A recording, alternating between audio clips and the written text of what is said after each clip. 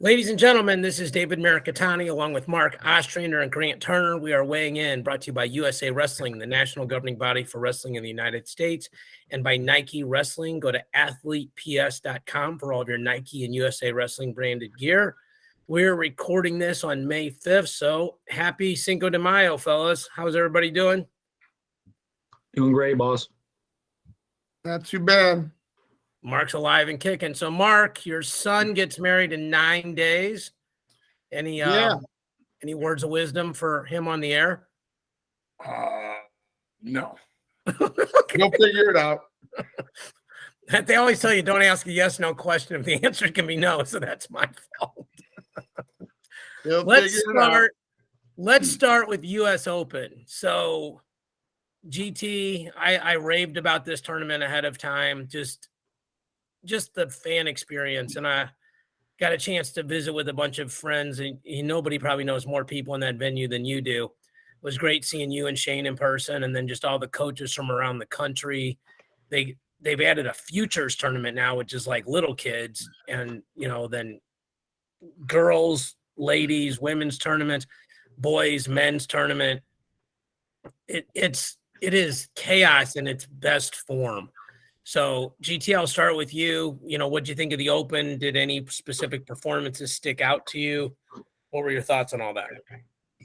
Well, I think the Open is probably one of my favorite ones. I think we kind of discussed that a little bit, just because it's the meeting of all of the age groups, and they all get to kind of see each other as best they can. I know there's a lot going on there, so it's hard to watch and focus on finals when you're actually wrestling your finals as well. But as far as performances that I thought were kind of making sure that you guys get to tune in or go back to Flow and look up some matches is I definitely think on the women's side, there were some really high level matches. Felicity Taylor basically knocking off Alyssa Lampy, and that was a big win for kind of a new girl kind of up and coming on her way up. And Alyssa is at the top and still at a very, very high level, but just a good match to go back and watch.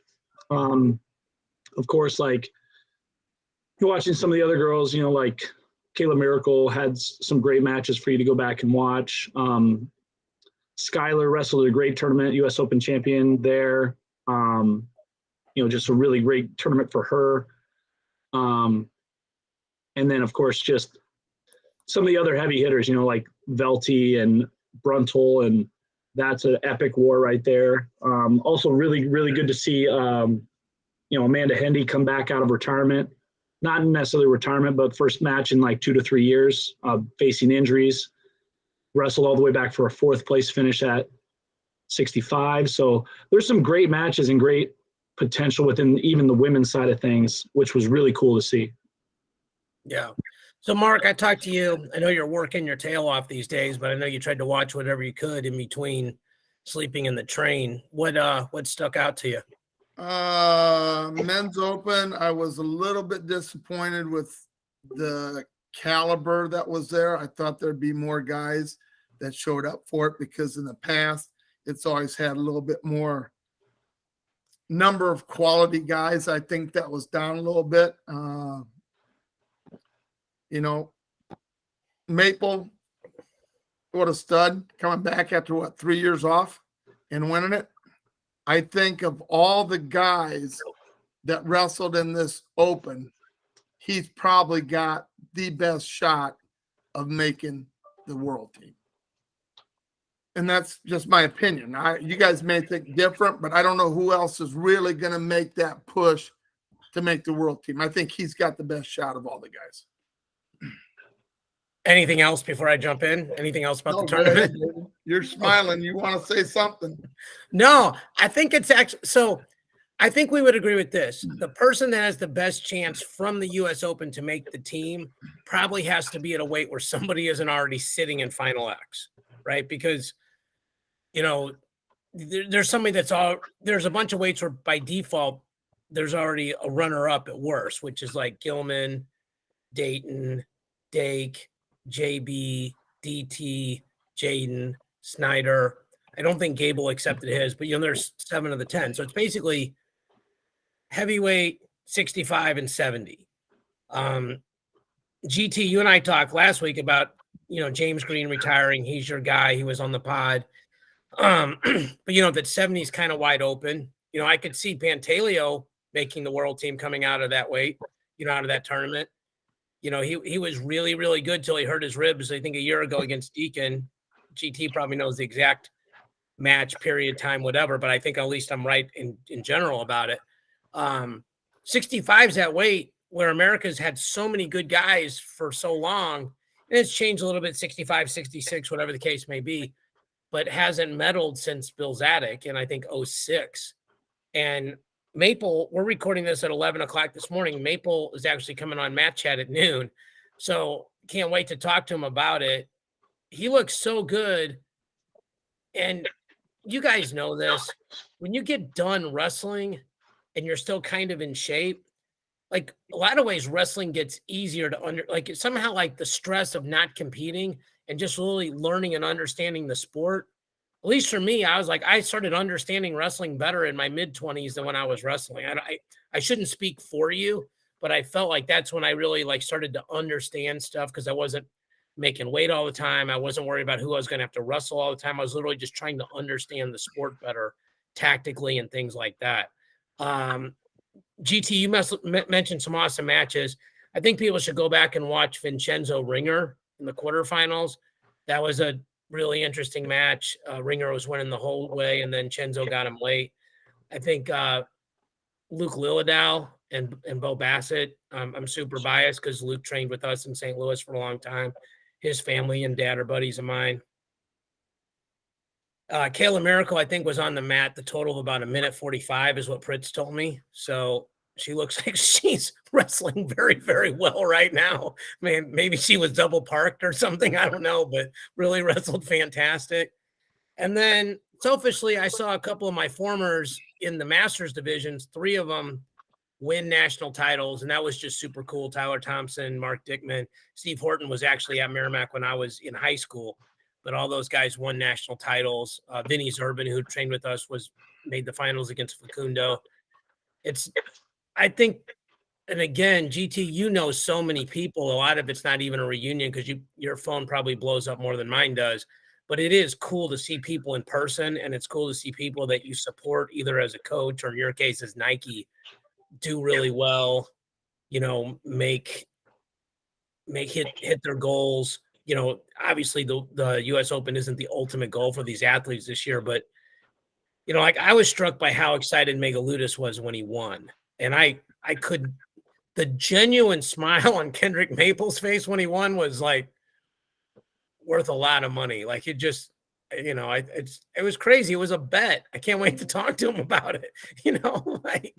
So, Well, I think one thing it did, David, show us that, especially in the younger kids, that there's so many good kids coming up. These 8th graders and freshmen being able to place at this tournament, in the cadet side, even in the U15s, watching some of these 7th and 8th graders perform. We had a kid from Fort Dodge, Deshaun Ross, who won Greco and freestyle and gave up 2 points the whole tournament. So, I mean, it's really fun to see these kids get on a big stage with some of the best guys in the world, some of the best women in the world, and get to showcase what they can do also. Yeah. And I think, and Grant, I don't want to say this, but I'll say it and it's going to come out wrong. I think you're almost maybe spoiled's not the right word, but used to so much greatness because you're an integral part of it for so many athletes. And as the lead company that works with USA Wrestling, a big part of your job is going to these events and seeing these events in person and knowing these athletes on a personal level.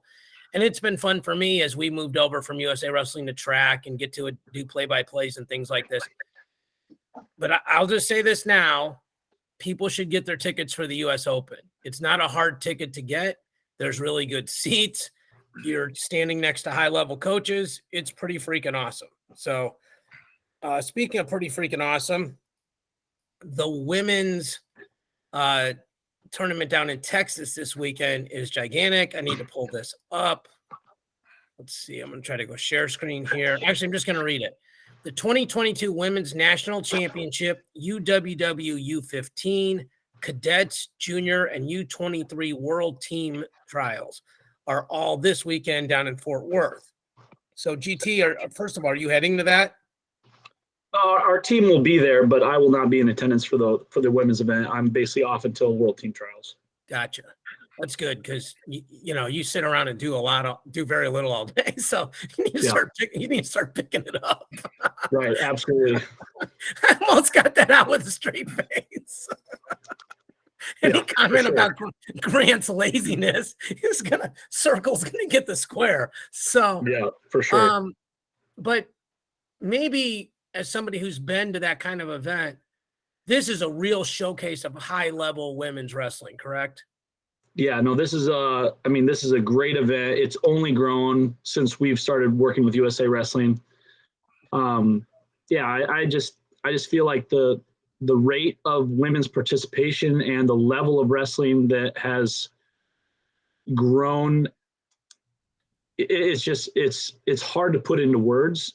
And, it's very hard to articulate the amount of progression that all women's coaches, athletes, fans, meaning like knowing scoring, understanding like how this works. It's really cool to see. And I think one of the things is that I don't know if I should say that. Let me just put it this way. I think the people that are choosing to coach women's wrestling is getting better and better. I think in the beginning, some elite coaches chose not to do that for whatever reason. Maybe it's just, I already have a job, whatever the case may be.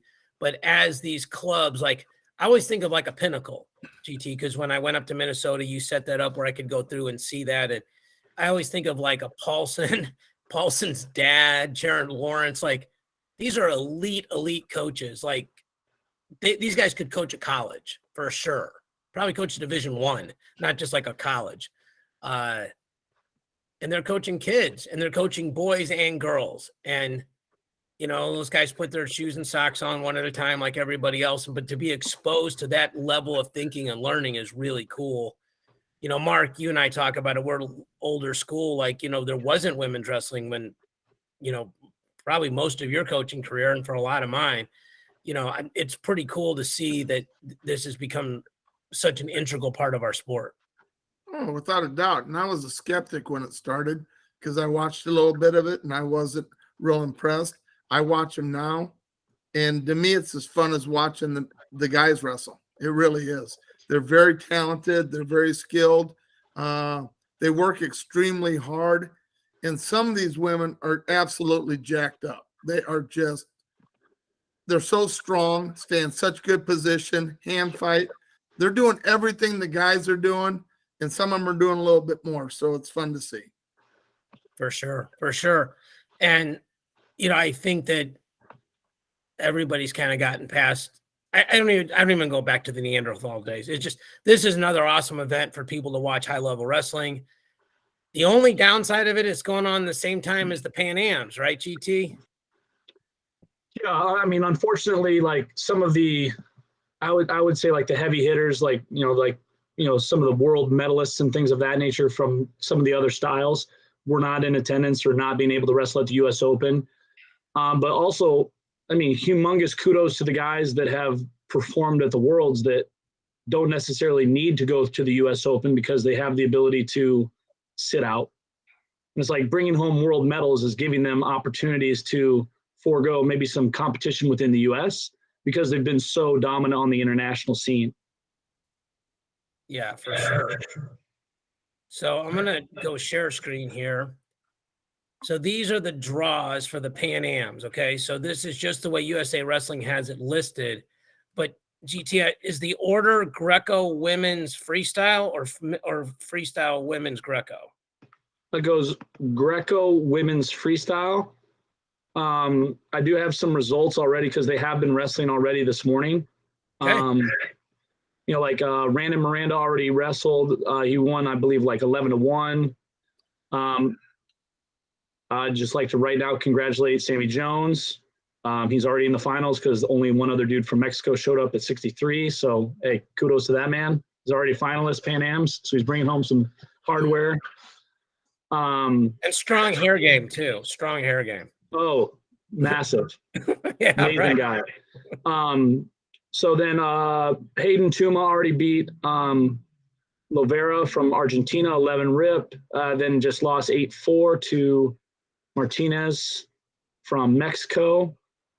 72. 72. Pat Smith already won against a gentleman from Guatemala, 9 rip.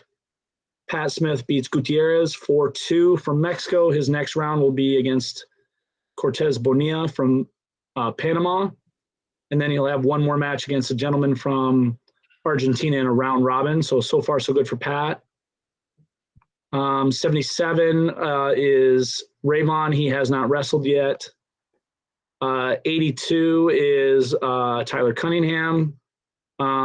He will wrestle Ambo from Canada. Has not competed yet. Right. Carlson has Jaramillo from Colombia. Hasn't wrestled yet.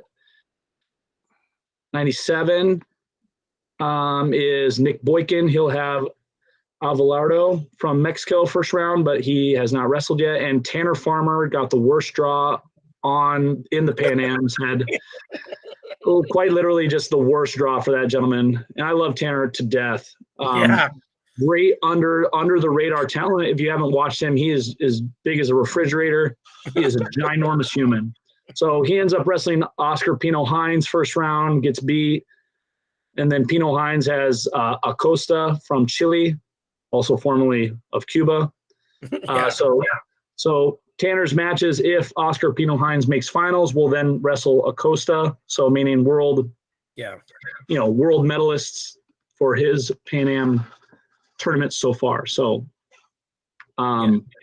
that's a quick rundown, but it is on right now. So if you want to go watch, I believe you can go to the UWW website. I believe there's a stream available from there. Okay. But yeah, Greco boys are at it. Hopefully bringing home a whole bunch of hardware. Yeah. So a couple things. It's time zone is really good because it's the same. It's in one of our time zones because it's straight south of us. The schedule is on USA Wrestling. Thursday are qualifying at backside. Then medal matches are at 5. Friday, qualifying and medal matches for the rest of the Greco, first 4 weights of women's freestyle. Saturday, the remaining women's weights and 2 men's freestyle weights for JB and for Jaden. And then Sunday is the rest of the men. So we're looking at that. We went through Greco. So people understand the host country in GT. I think you or Jason Bryant taught me this. The host country decides the order, but the women's has always been in the middle. Is that correct? I could not tell you specifically on the Continentals, but I definitely know that when you go to the World Championships, depending upon however that host country wants to run it, they get to choose the whatever Saturday Night Finals epic showdown for their country. So, for instance, in the country of Norway, Greco is king. They treat that as the event of the week, and the best athletes in their country participate in Greco-Roman wrestling. Same thing that they would have in Hungary when it was in Budapest. Their style of wrestling, even though they do have good freestylers, Greco is king there. So that's the Saturday Night Finals. Everybody comes into town for that event specifically. Gotcha. So Hildebrandt's going to have, just real quick, the winner of Diaz and Gonzalez Grez. Dom Parrish is going to, again, a winner of 2 matches. Jakara looks like she's got a round robin. Cam Guerin's going to have the young lady who was 5th in the junior Pan-Ams. XMP is going to have, looks like a round robin. Kayla, it's interesting. She's going straight from the U.S. Open, probably just flew from Vegas, straight out. So she's got the winner of the DR versus Cuba. Forrest is going to have a round robin with Honduras, Mexico, and Canada. Boyd's going to have DR. Skylar Grody's going to be in a round robin. Diamond Guilford's going to have Brazil. And then men's freestyle again. So it's listed in the opposite order. Gilman It's going to have the winner of Honduras and Peru. Fix is in a round robin with Puerto Rico, Mexico, and Canada. Joey Max got the winner of Chile and Brazil. And then Zane is at 70, and he's got, looks like a round robin with Canada and Brazil. Dake's got a winner of Mexico and Guatemala. JB's in a round robin with Canada, Mexico, Colombia, Puerto Rico. Zahid is going 86. He's got the winner of Mexico and Canada. Jaden's in a round robin with Canada, Venezuela, and Mexico. Snyder's got the winner of Brazil and the DR. And Gwiz has got the winner of Chile and Puerto Rico. So, again, more good wrestling to watch. Gary Abbott probably doesn't. GT, that might be the only guy that works harder than you is Gary Abbott. I'm not sure that he works harder, but I will bow down to Gary Abbott. That man is a. If you guys don't know, that man he is probably one of the hardest working gentlemen besides maybe Cody Bickley at USA Wrestling. And that's not a knock on everybody else. I just know how hard those two gentlemen work. But Gary Abbott is a legend. Yeah, we got. Hey guys, let me ask a quick question. I read an article that there is a guy from Cuba that's left the team in Mexico and is asking for asylum. Whether it's going to be in Mexico or the United States, I'm not sure. But he's MIA. They can't find him. So have you heard anything about that? No, it's the first I heard of it. Grant? I can neither confirm nor deny that I've heard such rumors. Just in case the Cuban government wants to come after us in this podcast, I cannot tell you anything about anything regarding that situation. If this guy wrestles for Grandview this fall, we're going to be called in court as material witnesses, Mark. So thanks for bringing it up. I read it. I read it on one of the sites that came up. I read a lot of stuff too. I don't talk about all of it. Well, I think it's important that we talk about it. It is. I'm just joking, but I just don't know who the guy is. This guy pops up for Grandview. It's always interesting when an athlete chooses to maybe defect or move or try to gain citizenship from another country. It's always a dicey situation depending upon how much maybe the federation and or government has put into a said athlete. Or if hey, they're the fifth guy on the ladder and they don't really care. So it always just depends. And once again, I can't speak to anybody or any situation that has already previously defected to another country for athletic, whatever it is. I just know that there's so much that goes into it, right? There's so many contributing factors to the athletic, I would say, destination. Yeah, and I'm not even sure if he wrestles Greco, freestyle. I just don't know that much about him. I think he was a two-time world champion. So that's all I know. Back in 13 and then 18 or something, he won world. So if somebody knows, let me know. I don't know. Let him know, GT. I want to know if he's going to Grandview. Is he going to Grandview? David, is he going to Grandview? Is he going to Grandview, David? Is that what you're saying, maybe? I didn't say he's going to Grandview. I'm just saying if he ends up at Grandview, you have now brought us into a court proceeding that I don't have time for. There has been no admissions counselors talking to anybody from the Cuban Wrestling Federation or, yes, none of that has happened. Well, thank God for that. I'm not even sure. Thank God. That might be a good move for him. Get an education, have some good coaches. You all got a good Greco program up there. You can train with Provisor. I'm not saying that's a thank God no thing. I'm just saying I'm not trying to be called into. I'm trying to avoid jury duty, and this feels like significantly more intrusive than that. So, all right. So, hey, I got to hang out during the semifinals. My friend Matt Collum and I got to watch the semis with Joe Russell, Bill Zadek, and James Green. And GT, you're privileged enough to sit with these guys and sometimes just talk about life and wrestling. And it was really, really fun. I wish I could have recorded it. Probably about 90% of it was fit for the air. Just really enjoyed listening to these great minds. And we talked about a variety of subjects like specific situations during those matches. We also talked about guys like Sajalayev. But one of the things that Bill talked about were the new rules about, he said he liked the new rule with, that you could score on the shot clock and then keep scoring, that you don't have to wait till the end and that kind of stuff. And I think people generally understand that. But I think America in general is really always in favor of rules that favor aggression and conditioning. But the rule that he talked about, and it was really interesting to me because I hadn't thought about it this way. But again, that's what this guy gets paid to think about, is the rule now where if GT, you push me out of bounds, that the referee, or if I step out of bounds, that the referee can decide whether it's me stepping out and you get a point, or you pushing me out and I somehow get a point. And he said, when we wrestle in certain parts of the world, that we just have to stay away from the edge, period.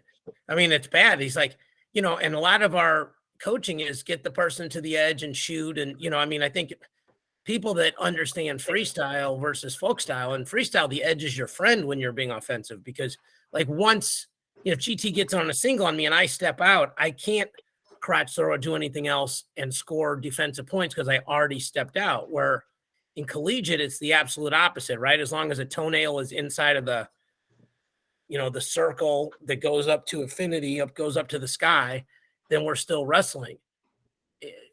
I don't know, GT, if you've thought about it that much, but Bill was pretty emphatic. Like, this is going to be tougher to coach to, and it's going to allow referees to make more decisions on who the actual winners are. Is that how you see it?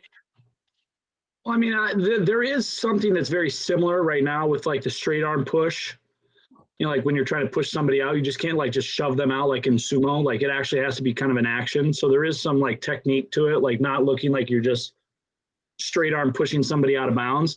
Right. But I'll defer to Bill on strategy and, technique, but it does open up a little bit more for the official to be involved, especially if you're going out of bounds quite a bit more. But yeah, I think to their point, tactics, like, try not to even get to the edge. I think that's a good coaching rule for almost everybody is, hit your shots and look to score. If you're utilizing the edge as a push out rather than trying to use it as a scoring opportunity, you very well could get into some trouble because there's now a little bit more of room for interpretation on how you would have finished going out of bounds. David, tell me how Ringer lost to well, hold on. We'll go back to it. I want to go back to that. But Mark, like you as a coach, okay, so like all of us as coaches, but when you get a lot of times the way you get stalling calls in folk style is, there's actually a rule now where they can say it's action or fleeing, right? Yep. There's also the 5% of the time where I push the person out and I'm fleeing the action. That rarely gets called. But in general, what do you hear all the time coaching? Get your butt to the middle, face out, put them to the edge. And we all know when you wrestle the best is when you're actually not thinking, right? You're just doing what you've trained yourself to do, because those moves are not there for you to think about them. You just do them and you go back and watch the film later. Like, yeah, that was great. I hit that right at the perfect time. And it feels like now they're going to make guys think more, or girls make wrestlers think more, women, excuse me. And that slows the match down, becomes less cardio, becomes more tactical, which favors, I think, countries that don't rely as much or don't focus as much on conditioning. So I don't know if I have a question out of all that. I would just want to publicly thank Bill Zadig and Joe. Well, Joe Russell invited us up there, but Bill and James couldn't have been nicer. And GT was nice because, I just had James on the pod, thanks to you, like a week or two earlier. But just to pick those guys' brains about, like I got to ask him, like, how do you think you would beat, what's the best way to beat Sajalayev? They got really specific, like this side of the body, you do this side of the body, you do that.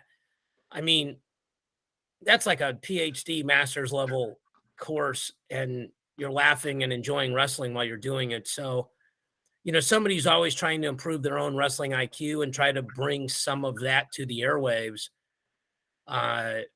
I hope I never get jaded to the point that I don't appreciate those kind of opportunities. It doesn't matter how old you are in life to talk to those people. To go back, Mark, to your question, and GT, you were running around all over. So I don't know if you saw the Ringer Chenzo match. I know Ringer's a Nike guy. Watched the whole thing. Yeah, and Ringer's a good friend of mine. Like, he actually stayed at my house. Ringer was winning the matches pretty controlled, right? It was like 7-4 GT, and he gets near the edge, and he's got a left side underhook, and Chenzo's going out of bounds.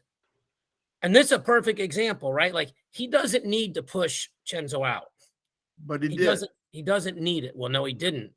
He tried to. Yeah. A big difference. Okay? And and the other thing is what percentage of the wrestling population is really good in an overhook, right? Like Kendall Cross, Vincenzo Joseph, and then Greco guys. Like, you got to start really thinking about guys that like being in there. Maybe Seth Gross, but it's not a position. Most of the time, if you get an underhook, the person's, I'm trying to get out of it. Not like, all right, let's go. I want to be in here. And Chenzo just was in the hook and then felt the push and just, it was kind of almost a slow motion lateral drop. I mean, GT, it wasn't like, it was skill for sure. I don't mean it like that, but it wasn't like he just whipped the hell out of him over. He just used perfect momentum. Like in judo, it's called a sacrifice throw, where you just go through. It was clearly it was the right call. I mean, because Ringer was on his feet driving. And that made it 8-7. I can't remember if Ringer had a 4. I don't think he did. So I think, He did.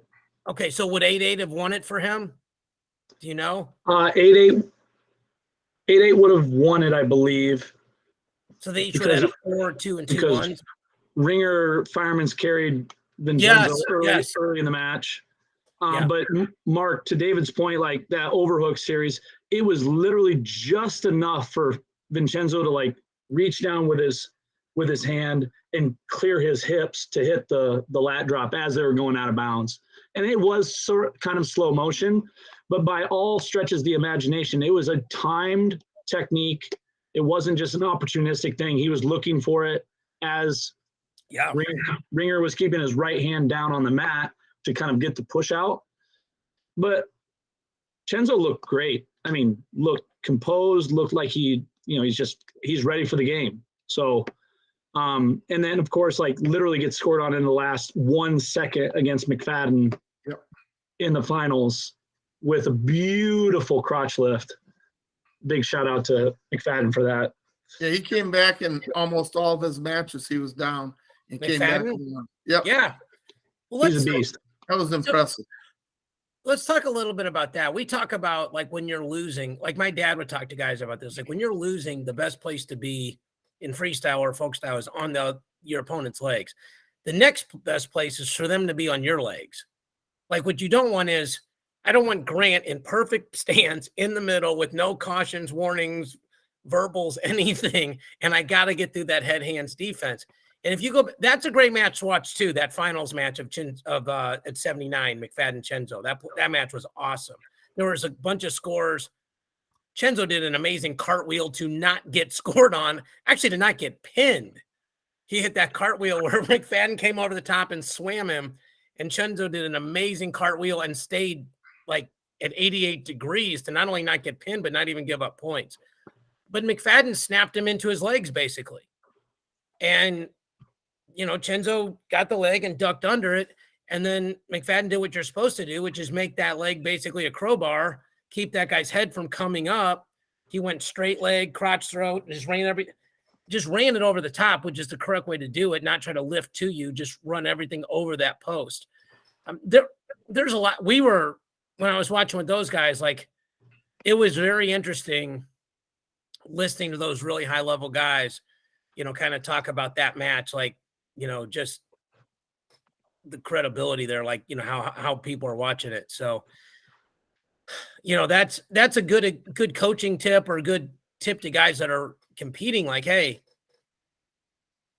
everybody does these 30-second drills, right? I mean, GT, you're still coaching, right? Like in freestyle, full style, Greco, like, all right, A guy's winning by 1 with 30 seconds left, go, right? And thumbs down, head position, protect your lead leg, down block, reach with the backhand, don't reach at all, elbow offense, not over the top offense, all these different skills, tools, whatever. We don't spend enough time probably practicing on snap the guy into your leg and now wrestle, right? Because like if you sprawl, now you're in short offense or from headlock offense. If they get your leg, you got hip tips, you got step overs, you got barbed wires, you got crotch throws, you got mouse traps, you have all these, you have more things than just I have to beat your head and hands. And so, and to go back to GT's point about the Chenzo match, he baited Ringer into that. Like you could, I don't think you could see it if you were in it, but like I was sitting where I could see both their faces and like he was like pulling him, like he was acting like I don't want to be in here and made Ringer be overly aggressive. So, I mean, that's a tough weight for either one of those guys to get through though, because they're going to have to wrestle each other plus Marsteller plus McFadden. Like Ringer's not going to be the number one seed, but I mean, he's got as good a chance as anybody to win that World Team Trials. But then whoever wins it still has to go through JB. You got to go through the King. You got to run the gauntlet to get to the King. That's tough, Yep. So it's, I mean, I think America overall looks really good. Like who can place and all these things. And GT, this. Mark, you and I talked about this a lot off the air. The 2024 Olympic team is really sort of formulating now. Because you can go place at the 22 Worlds, that puts you in the Final X of 23. You can go place in the 23 Worlds, you're in Final X of 24. And so, it's interesting to see. USA Wrestling did a smart thing. They gave the guys and women at the non-Olympic weights, this Final X opportunity to sit. They have the Olympic Dream money, all that kind of stuff, so that our team doesn't stink in the non-Olympic years, where everybody's moving up or down. But in 23, I would expect some people to start moving. Like this probably, we got 5 minutes left, but I wouldn't be surprised if JB tries to go down in 23 to make the team. Wouldn't be surprised to see Jaden go up and try to make the team in 23. I mean, just those kind of things I think you start to see happening, I don't know about Pantaleo. He was on the podcast like a year ago, and Grant, him really well. Like he says he doesn't even check his weight for 70. But he's also like super lean, and that's 11 pounds difference. I mean, that's what JG talked about. Like the difference between 65 and 70 is like a complete quality of life situation for those guys. And we saw all these 61 try to come down last time, and it's tough. It's really tough for these guys that walk it, and they don't walk like, they don't walk like most of us walk where you got a lot of weight you can lose. Like they're already lean as hell. They're just eating 3 good meals a day and working out like crazy. And I think we also need to give kudos to USA Wrestling to change in the format who automatically qualifies, going the top 3 at the NCAA. I think it was a good move. I think, some of these guys wouldn't have been automatic qualifiers. So I think that was another thing that USA Wrestling's doing to try to improve the quality of guys that's going to be at the World Team Trials. Yeah, I don't think there's any doubt that. I remember when I was at track wrestling in USA. When did USA Wrestling win the World Championships? GT, was it 2017? 2017 Paris. Yeah, so 2017. And I remember getting Bender and Cody Bickley on within like a month, and they were already talking about changing things. And I think that's a hard thing to do, right? Like most of us are like, if it ain't broke, don't fix it kind of thing. But people that are sort of revolutionary and evolutionary will go, well, we won. And America won the men's title. They won by 1 match. I mean, it was amazing they won. I mean, like, what can we do to try to extend the gap, right? Like if any of us won state, like for me, I barely won in the finals my freshman year, my senior or junior, sophomore year. My senior year, I teched the guy in the second period. Like, how do you keep getting better? How do you expand the gap? How do you keep trying to improve? Because you can't just count on the fact, well, I did it once, I'm going to do it again kind of thing. I mean, GT, you guys are crushing national titles up there at Grandview, but I guarantee you Nick Mitchell doesn't walk in at the team meeting in August and go, well, this is your birthright because you signed with Grandview. It's the opposite of that. Like everything is earned, right? Like every day is earned. I know he's a huge believer in lifestyle. And I think preaching that, and that's what USA Wrestling is trying to do, is reward people that have done well, men, women, whatever the case may be. And at the same time, create opportunity. Adeline Gray, I guess we should mention this, GT. Like, she did not accept her bid because she's having a baby, right? Or babies? Babies. Babies, twins, right? Correct. So she's been sort of like the Jordan Burroughs of the women's team, right? Like there forever and crushing medals. So this is a huge opportunity for somebody to get into the lineup and make hay, right? Yeah, I think one other time, like Adeline took some time off, and I think like Victoria Francis made the world team at her weight the year that she didn't compete. I can't remember what year it would have been. But yeah, this is a big opportunity for anybody at the 76 kg weight class, number 2, number 3, to make a run and see how you can, compete at the world level. Yeah, for sure. Real quick, portal / D1 news. Dom Demas goes to Cal Poly. Garrett Ninehouse goes to Oklahoma. Probably the biggest one for the team race is RBY is coming back to Penn State. That was there was rumors he was leaving. There was rumors he was going to MMA. There were several rumors of multiple things, but as of now, Penn State has him back, has Starachi back, has Brooks back, has Dean back, and has Kirkfleet back. So they have, 4 returning champs. And I think Kirkfleet was 4th or 5th last year and will move up at least 1 slot in the preseason rankings, because assuming Gable's gone and then Jordan Wood would be gone. So he'd probably end up, they're going to have 4 guys ranked 1 and another guy ranked 2nd, 3rd, or 4th. So there's some other teams out there that are really good.